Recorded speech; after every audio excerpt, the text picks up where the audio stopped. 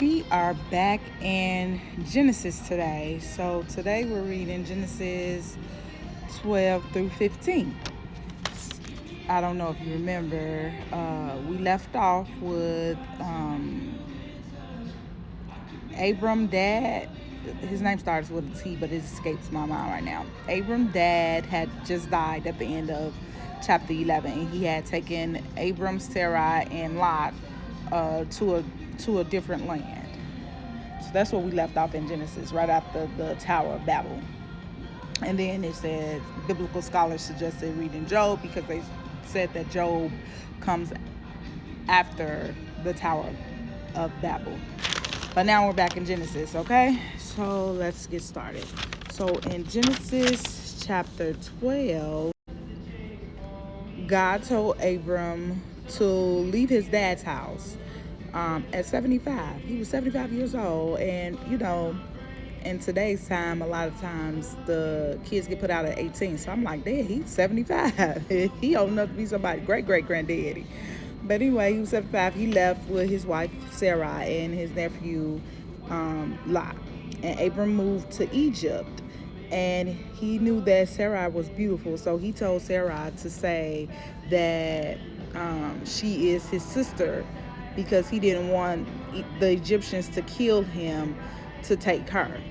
So, of course, when they moved over there, she was pretty. The Pharaoh wanted her for his wife. So he did marry her, but then he became sick or afflicted. And once he realized that Sarai was not Abram's sister, that she was in fact his wife, he told Abram, here, take your wife. Like, I don't want her. You take your wife and you leave, is essentially what he said.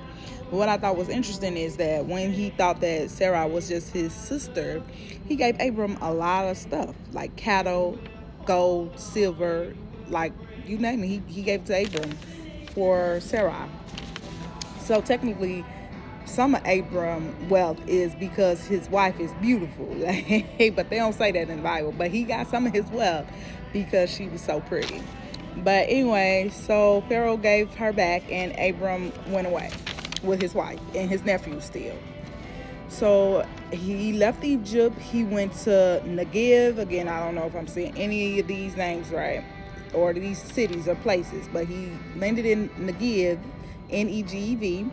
And then it says he traveled to and fro different locations, but then he settled in Bethel. While in Bethel,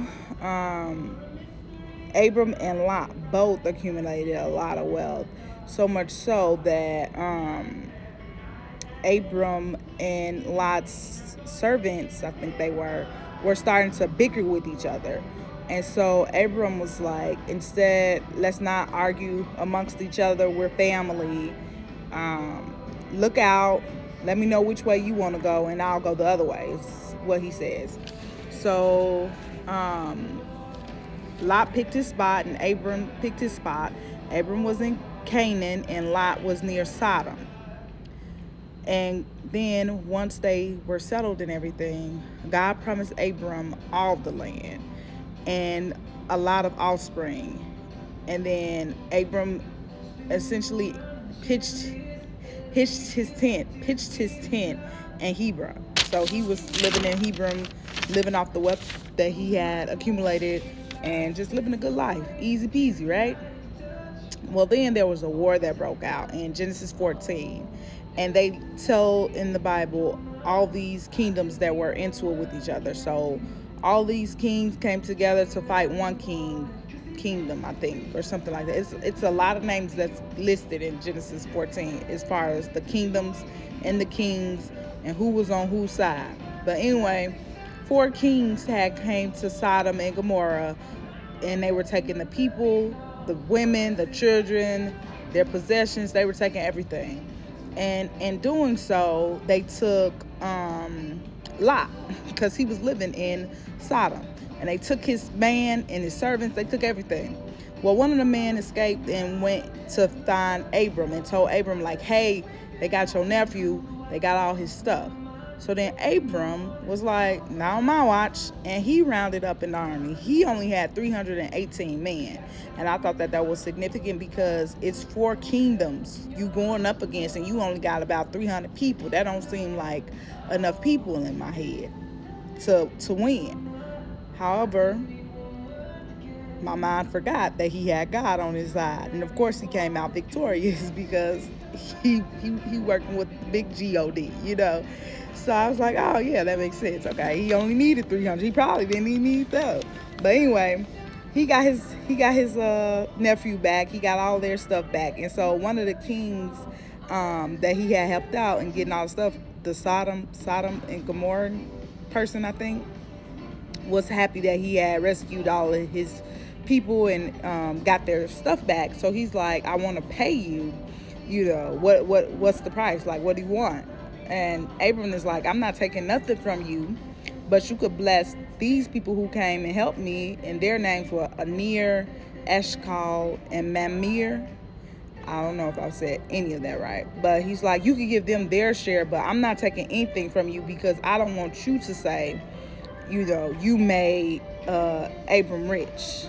So he didn't let him have that opportunity to claim any of the riches that Abram possessed.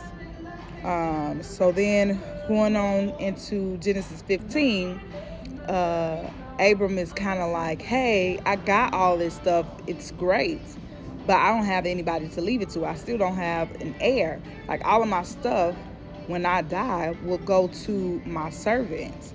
And God's like, no, it'll go to your son. Like, I'm going to give you a son. You can count the stars. He couldn't count the stars. He's like, count the stars if you can. That's how many heirs or descendants you will have. And then when he said that, it kind of made me think of that little song and be like, Father Abraham has many sons. Y'all know that song? It came to my head when he said that. But anyway, God's like, go get these animals and basically sacrifice them unto me. And so he did that. And then it says that he has a dream. And in his dream, basically God came to him again and said, your heirs will be slaves for about 300 years. I think it said 300 or 400 years. 300 years. I don't remember, but they're going to be slaves for several hundred years. And then he's going to let them loose, and then he'll restore their wealth.